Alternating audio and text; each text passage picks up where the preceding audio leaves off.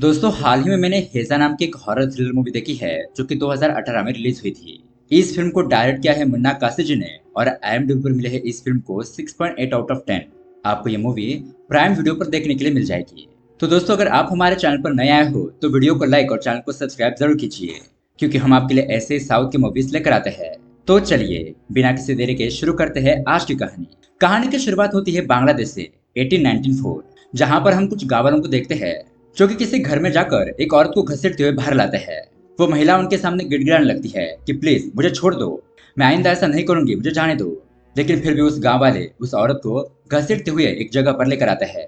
उसे कहते हैं कि तुम्हारी हिम्मत कैसे हुई छोटे बच्चों को मारने की। ऐसे कहते हुए गांव वाले उस महिला को पेड़ से बांध देते हैं और उसे जिंदा ही जला देते हैं। अब वो औरत तड़पने लगती है, चीखने चिल्लाने लगती है। लेकिन थोड़ी देर के बाद वो हंसते हुए कहती है कि गांव वालों, अभी तो तुम लोगों ने मुझे जला दिया है, लेकिन कुछ सालों के बाद मैं वापस लौटूंगी। और ये सीन यहीं पर कट हो जाता है। अब यहाँ से कहानी शिफ्ट होती है 125 साल बाद। अब यहाँ पर हमें कहानी के लीड किरदार को दिखाया जाता है जिसका नाम है मुन्ना। अब यहाँ पर मुन्ना अपने घर पर आता है और उसके सामने एक लड़की बैठी होती है। वो लड़की उससे सवाल पूछती है कि मुन्ना, क्या कोई चांस नहीं है कि हम बच्चा ट्राई कर सके। और ये बात सुनकर मुन्ना तो घबरा जाता है। अब दोस्तों यहाँ से कहानी जाती है फिर से फ्लैशबैक में, मतलब कि कुछ महीने पहले। यहाँ पर हमें लिजी नाम की एक लड़की को दिखाया जाता है जो बचपन से ही अंधी है। जब लिजी 5 साल की थी तभी उसके माता पिता इस दुनिया को छोड़कर चले गए। उसके बाद दोस्तों मुन्ना के बारे में बात करें तो उसका एक बैंड होता है। वो यहाँ पर अपने छोटे मोटे शो करके अपना काम कर रहा होता है। अब ऐसे एक दिन मुन्ना किसी होटल में आकर अपने बैंड के साथ प्ले कर रहा होता है और उसी होटल में लिजी अपने केयर टेकर रूही के साथ आई होती है। और यहाँ पर लिजी को मुन्ना की आवाज बहुत ज्यादा पसंद आ जाती है। वो उससे मिलने की रिक्वेस्ट करती है और इस तरह से धीरे धीरे उनकी मुलाकातें बढ़ने लगती है। अब इसी दौरान हमें पता चलता है कि लिजी बीच बीच में कुछ अजीब से हरकतें करती है, और वो क्या है ये हमें कहानी में आगे पता चलेगा। उसके बाद हम लिजी के अंकल को देखते हैं, मतलब कि लिजी के माता पिता मरने के बाद उन्होंने ही इसे संभाला था और लिजी के प्रॉपर्टी का ध्यान यही रखते हैं। अब यहाँ पर लिजी का अंकल मुन्ना को अपने घर पर बुलाकर लिजी के बारे में सारी बातें बताने लगता है कि उसका बचपन किस तरह से गया, उसके माता पिता इस दुनिया में नहीं है, ये सारी बातें। और आखिर में पूछता है कि क्या तुम लिजी से शादी करोगे। और दोस्तों उसके कुछ दिन बाद हम देखते हैं कि लिजी और मुन्ना की शादी हो जाती है। शादी होने के बाद उसका अंकल लिजी को रहने के लिए एक सेपरेट बंगलो देता है। अब शादी होने की वजह से मुन्ना के दोस्त उसके लिए एक पार्टी रखते हैं। मुन्ना इस पार्टी में जाता है और शराब पीने के बाद हमें यहाँ पर मुन्ना का असली चेहरा दिखाई देता है। मतलब कि मुन्ना अपने दोस्तों से कहता है कि मैंने लिजी की प्रॉपर्टी हासिल करने के लिए उससे शादी की है। आगे मुन्ना कुछ ऐसा काम करेगा जिससे कि लिजी खुद ब खुद मर जाएगी और उसके बाद उसकी सारी प्रॉपर्टी मुन्ना के नाम पर हो जाएगी। अब मुन्ना के इस रूप को देखकर उसके दोस्त तो शॉक रह जाते हैं। अब उसके बाद मुन्ना अपने घर पर चला जाता है, लेकिन घर पर आते ही अचानक ही लाइट जल जाती है। अब मुन्ना दूसरे कमरे में टॉर्च जलाकर देखने के लिए जाता है तो लिजी अपने हाथ में एक कैंडल जलाकर उसकी तरफ आ रही होती है। मुन्ना को लगता है कि इस कैंडल को लिजी नहीं जलाया होगा, लेकिन तभी अचानक उसके सामने एक भयंकर औरत आती है और उस कैंडल को फूंक मारकर बुझा देती है। अंधेरा हो जाता है और ये सीन यहीं पर कट हो जाता है। अब उसके अगले दिन हम देखते हैं मुन्ना अपने फ्रेंड को अपने घर पर बुलाता है ताकि वो यहीं पर रहकर अपने बैंड की रिहर्सल कर सके। अब दोस्तों घर में रिहर्सल करते वक्त मुन्ना को वहां पर बुरखे वाली औरत दिखाई देती है। मुन्ना समझने लगता है कि शायद ये उसका वहम होगा। अब उसके बाद हम देखते हैं मुन्ना के ग्रुप में रिसेंटली एक लड़का ऐड हुआ था और हाल फिलहाल में उसकी एंगेजमेंट हुई थी। तो मुन्ना उस अपने फ्रेंड से कहता है कि तुम अपने होने वाली वाइफ संगीता को यहाँ पर लेकर आओ, उसे भी हमारा बैंड सुनकर अच्छा लगेगा, शायद वो भी हमारी टीम को ज्वाइन कर ले। इसीलिए उसी दिन रात को वो बंदा अपनी मंगेतर संगीता को मुन्ना के घर पर लेकर आता है। अब ये लोग यहाँ पर डिनर वगैरह करते हैं और गाना वगैरह गाते हैं। डिनर खत्म होने के बाद संगीता को उसका मंगेतर टेरेस के ऊपर ले जाता है। यहाँ पर ये दोनों एक दूसरे के साथ रोमांटिक बातें कर रहे होते हैं, लेकिन तभी अचानक संगीता ऊपर से नीचे कूद जाती है जिसकी वजह से उसकी मौत हो गई थी। तभी यहाँ पर हमें बैकग्राउंड में आवाज आती है कि आ मैं आज थी चाय। अब उसके अगले दिन रात को हम लेसी को देखते हैं। वो यहाँ पर अजीब से हरकतें करने लगती है, मतलब ये अचानक से अपनी नींद से उठकर मुन्ना के पास जाकर उसे घूरने लगती है। लेकिन दोस्तों जब हमें यह सीन पीछे से दिखाया जाता है तो वो तो लिजी जैसे बिल्कुल भी दिखाई नहीं दे रही थी, वो तो कोई और ही लग रही थी, जैसे कि वहां पर कोई दूसरी आत्मा हो। खैर अब उसी दिन रात को वो भूत मुन्ना के सभी दोस्तों को डराने लगता है। मतलब कि किसी को मिरर के अंदर दिखाई देता है तो किसी के तो अचानक ही सामने आ जाता है। इस हादसे की वजह से अब उसके सभी फ्रेंड बहुत ज्यादा डर जाते हैं और अपने अपने घर चले जाते हैं। अब अगले दिन रात को मुन्ना जब अपने बेडरूम में जा रहा होता है तब वो लिजी को देखता है और मुन्ना को पल भर में ऐसा लगता है कि वो लिजी नहीं बल्कि कोई और है, उसकी जगह पर कोई और औरत मौजूद है। लेकिन वो थोड़ा पास जाकर लिजी की तरफ देखता है तो वहां पर लिजी ही बैठी थी। यहाँ हम देखते हैं फिलहाल लिजी अपने लैंग्वेज में कुछ लिख रही थी, मतलब कि वो देख नहीं सकती थी, तो उनके लिखने का एक अलग तरीका होता है। अब उसके अगले दिन मुन्ना उसी डायरी को लेकर एक ब्लाइंड स्कूल में जाता है और लिजी भी हर महीने इस ब्लाइंड स्कूल में डोनेशन करने के लिए आती थी। अब उस डायरी को देखने के बाद टीचर कहती है कि मैं तो इस लैंग्वेज को नहीं जानती, लेकिन हाँ, हमारे स्कूल में एक व्यक्ति है जो इस लैंग्वेज को बहुत ही अच्छे तरीके से जानते हैं। उनका नाम है नसरुद्दीन। ऐसा कहते हुए वो टीचर मुन्ना को उनके पास ले जाती है। अब यहाँ पर हम देखते हैं ये भी एक ब्लाइंड पर्सन ही होता है। जैसे ही नसरुद्दीन उस डायरी को पढ़ने लगता है तो उसे पता चलता है कि इस डायरी में तो कुछ पर्सनल बातें लिखी हुई है, इसलिए नसरुद्दीन उसके आगे पढ़ने से मना कर देता है। अब यहाँ पर मुन्ना को तो उसके अंदर क्या लिखा था ये पता करना था, इसलिए वो उस आदमी को धमकाने लगता है कि अगर तुम लोगों ने मेरी हेल्प नहीं की तो तुम्हारे स्कूल में जो राशन पहुंचता है उसे मैं कट कर दूंगा, फिर तुम्हें लोग सोचना कि उन अंधे बच्चों का क्या होगा।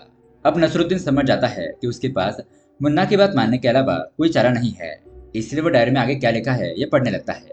अब थोड़ा आगे पढ़ने के बाद वहाँ की लैंग्वेज बदल जाती है, मतलब कि पहले तेलुगु वर्ष में होने की बजाय बांग्लादेश की लैंग्वेज आने लगती है।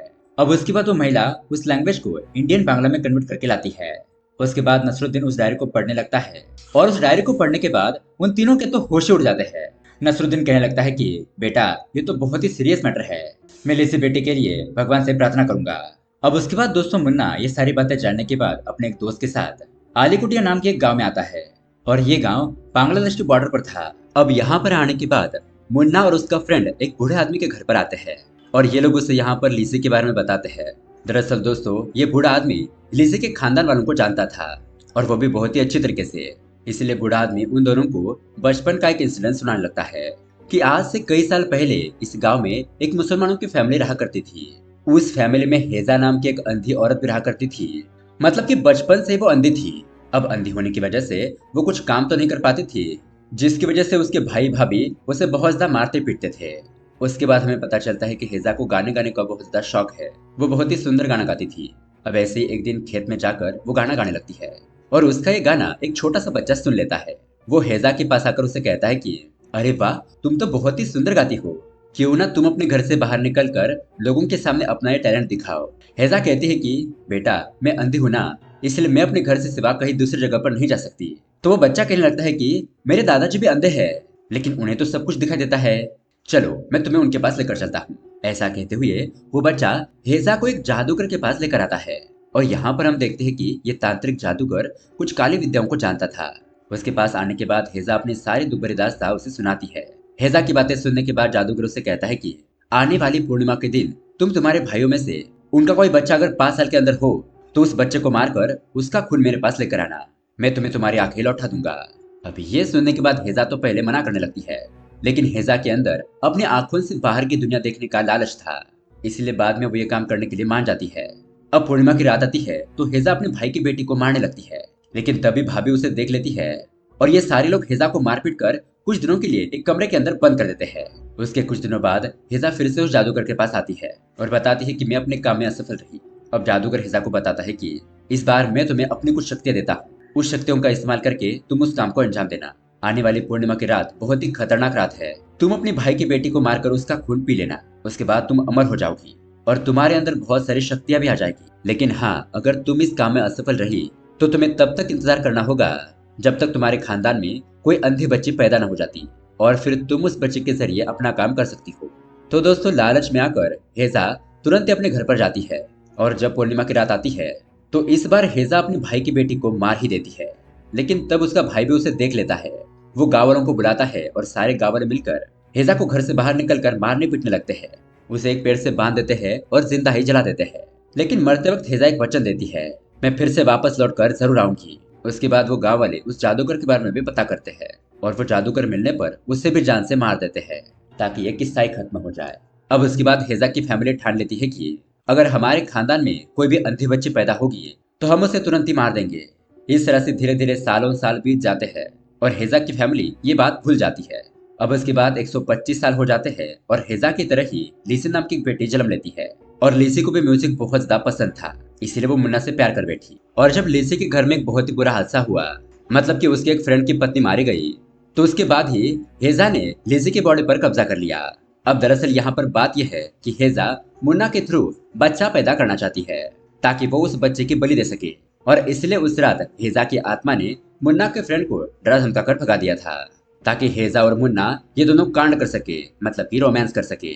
और दोस्तों इसलिए हमें उनके घर में हेजा की आवाज आती थी, आ मैं आस्ती चार। अब इसका मतलब क्या है ये तो नहीं पता। खैर, अब दोस्तों ये सारी बातें जानने के बाद मुन्ना लिज़ी के पास आता है और उससे माफी मांगता है। कहता है कि सॉरी, मैंने तुमसे प्रॉपर्टी के लिए शादी की। और फिर प्यार से लिज़ी से कहने लगता है कि फिलहाल हम बच्चे का एड्रेस ड्रॉप कर देते हैं, हम बच्चे के बारे में बाद में कभी प्लानिंग कर लेंगे। लेकिन अब ये सुनने के बाद लिज़ी के अंदर से हिजा की आत्मा बाहर आती है, मुन्ना को जख्मी करने लगती है। तब हेजा फौरन एक गुफा के अंदर भाग जाती है। थोड़ी देर हेजा और मुन्ना के बीच में हाथापाई होती है और फाइनली हेजा मुन्ना से कहने लगती है कि इस वक्त के लिए मैंने 125 साल इंतजार किया और तुम कह रहे हो कि तुम मेरे साथ कांड नहीं करना चाहते।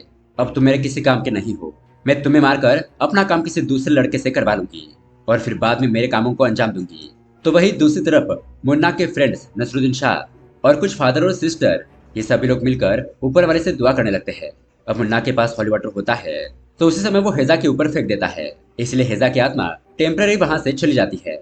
लेकिन जब कभी भी लीजी के मन में बच्चा पैदा करने की बात आएगी तो हेजा फिर से लौटेगी, इसलिए उसके बाद मुन्ना और लीजी दूर अमेरिका में शिफ्ट हो जाते हैं।